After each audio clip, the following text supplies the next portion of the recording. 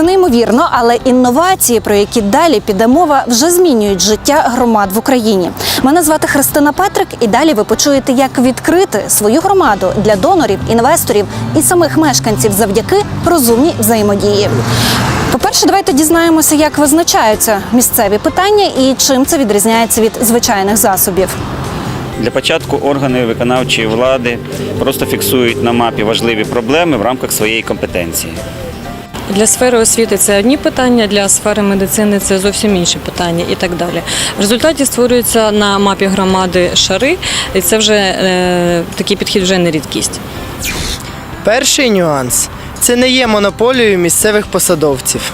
Так само мешканці, НКО та бізнес можуть фіксувати проблемні питання, з якими стикаються на спільній мапі громади, або позначити там позитивні зміни, привабливі місця і так далі, просто зі свого мобільного. Що цікаво, замість створення двох паралельних реальностей, де одна посадовці, а інша мешканці. Тут механізм взаємодії, як то кажуть, вбудовано в систему. Він дозволяє посадовцям НКО та бізнесу додавати підтверджену інформацію жителів на свої офіційні канали. А це вже подвійна вигода з економією коштів. Питання громади розглядаються в актуальному стані, в реальному часі, без необхідності утримувати величезний штат для цього завдання. По-друге, давайте з'ясуємо, яким чином місцеві органи влади можуть реагувати на виявлені питання.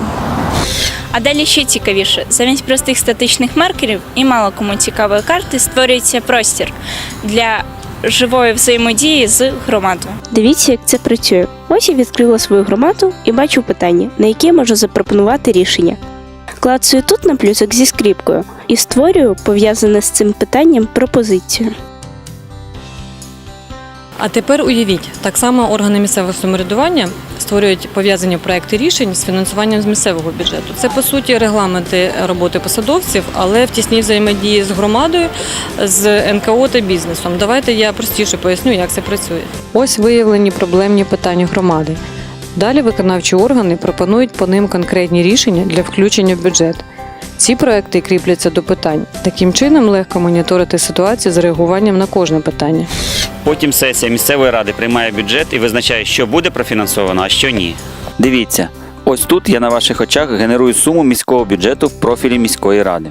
А тут перекидають затверджені в бюджеті кошти на конкретний проект по факту перерахування грошей.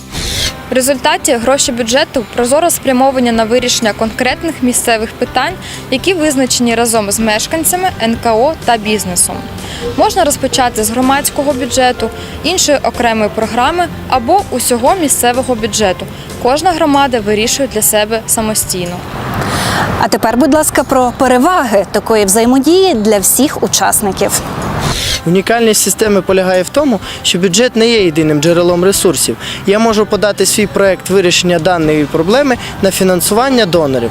Наприклад, якщо ви звертаєтеся до програми «Активні громадяни Британської ради за фінансуванням», ви маєте продемонструвати в проєкті зв'язок проєкту з місцевими питаннями, продемонструвавши їх на мапі за допомогою маячків. Це дозволяє донору побачити, що подані проекти спрямовані на вирішення проблем, які хвилюють мешканців.